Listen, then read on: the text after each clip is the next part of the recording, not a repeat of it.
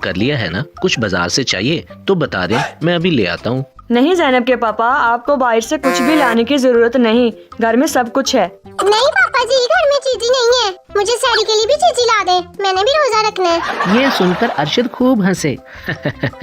दुआ बेटा, चीजी खा के भला कौन रोजा रखता है? और आप तो अभी छोटे हैं ना, छोटे बच्चे रोजा नहीं रखते। आप कह रहे हैं मैं छोटी हूँ? मामा जी कल मुझे कह रही थी कि आप अब बड़ी हो गई हो, घर के काम किया करो। आप लोग सोच लें, मैं छोटी हूँ या बड़ी? ज़ैनब के पापा, दुआ अभी छोटी है, वो रोजा नहीं रख सकेगी। क्यों जी? जब मैं अपनी किताबें बस्ते में और खाने के बर्तन किचन में रख सकती हूँ, तो मैं रोजा भी रख सकती हूँ। हाँ, रख सकते हैं आप रोजा, मगर उसके लिए आपको सुबह सुबह उठना होगा और फिर पूरा दिन आपको कुछ भी खाने को नहीं मिलना, याद रखना। अगले दिन दुआ उठकर वहाँ पे आई जहाँ सब बैठे हुए थे। आओ दुआ, इधर बैठो। आप जाएं बेगम, जल्दी से दुआ के लिए कुछ खाने को लेकर आएं। अभी लाई ज़ैनब के पापा। सबने बैठकर खाना खाया, फिर नमाज पढ़ी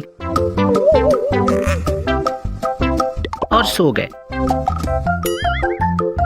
सुबह जब दुआ उठी तो अपने पापा से बोली, पापा जी मैं पानी पी लूं, मेरा रोजा टूट गया है। दुआ, आपका रोजा कैसे टूट गया? आप तो अभी सोकर उठी हैं और मैंने तो आपको कुछ खाते हुए भी नहीं देखा। पापा जी मेरे ख्वाब में मजे मजे के खाने आ रहे थे और मैंने सब खा लिए और ढेर सारा पानी भी पी लिया। दुआ बेटा, ऐसे थोड़ी ना रोजा टूटता है, अभी बहुत टाइम पड़ा है।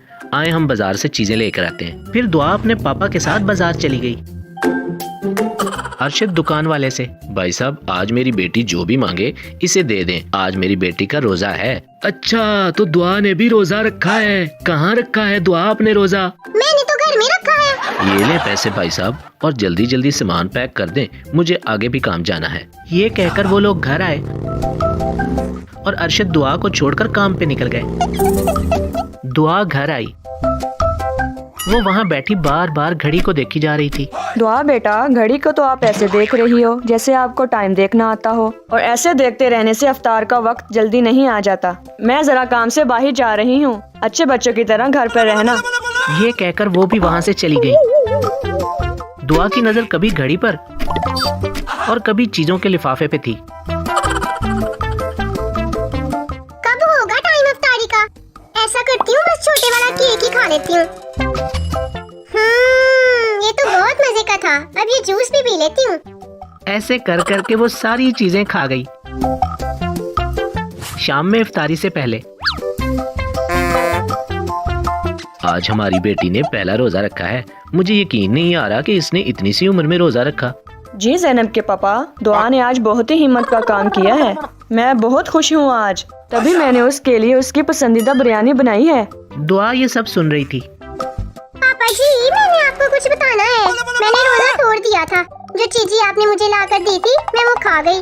मेरा रोजा नहीं है। दुआ बेटा, किसने कहा आपका रोजा नहीं है? जैसे चिड़ी रोजा होता है वैसे आपका चीजी रोजा था। चीजी देखी और रोजा खोल लिया। आपने नियत की, ये बहुत बड़ी बात है, और जब आप बड़ी हो जाओगी तो फिर पूरे रोजे रख लेना। ये सुनकर दुआ बहुत खुश हुई।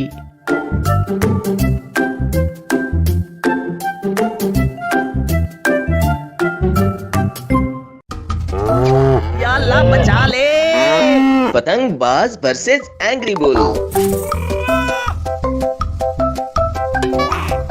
पतंगे देखकर मेरा भी दिल कर रहा है पतंग उड़ाने का। हाँ यार, ईद भी है और पतंग उड़ाने का मुकाबला भी है, सब उसी की तैयारी कर रहे हैं। दिल तो मेरा भी बहुत कर रहा है। अरे वो देखो अकरम, पतंग गिर रही है। हाथ से जाने ना पाए। ये कहकर कटी पतंग के पीछे भागे। अरे अकरम जल्दी भागो। आसमान की तरफ मुंह उठाकर भागते हुए सीधा पानी के तालाब में जा गिरे।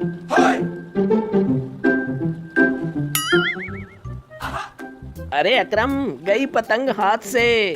तो तुम्हें अभी भी पतंग की पड़ी है? मेरे सारे कपड़े खराब हो गए। अरे कपड़ों को छोड़ो, इस तालाब से जल्दी निकलो। मैंने सुना है इस तालाब में सांप है। दोनों जल्दी जल्दी तालाब से बाहर भागे।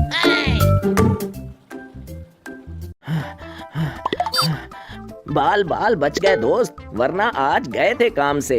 मगर पतंग तो कोई और ले उड़ा, अब क्या करेंगे? मुझे तो बहुत भूख लग रही है अकरम, कुछ करो यार। समोसे, वीआईपी गर्मा गर्म समोसे, समोसे।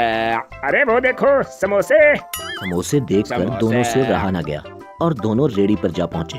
भाई एक एक प्लेट समोसा दे दो। एक एक से क्या होगा जनाब, कम से कम दो दो तो खाएं। ये की ना बात, ऐसा करो जल्दी से डबल प्लेट समोसा लगा दो। भाई वाह, बहुत मजे के हैं तुम्हारे समोसे। कहें तो जनाब एक एक और दे दूं। हाँ हाँ क्यों नहीं, दे दो। तुम तो फरिश्ता बनकर आए हो हमारे लिए दोस्त। फरिश्ते वाली बात सुनकर समोसे वाला बहुत खुश हुआ। अरे वो देखो पतंग। तो दोनों ने वहाँ से दौड़ लगा दी। अरे अरे मेरे पैसे तो देते जाओ। फरिश्ते पैसे नहीं लेते। पहले इंसान बनो फिर ले लेना। ये सुनते ही समोसे वाला अपना सर पकड़कर बैठ गया। अरे अकरम, काइट से नजर ना हटे, इस बार काइट हम ही पकड़ेंगे। दोनों बुल्स के तबेले में घुसे और सामने खड़े बुल्स में जा टकराए।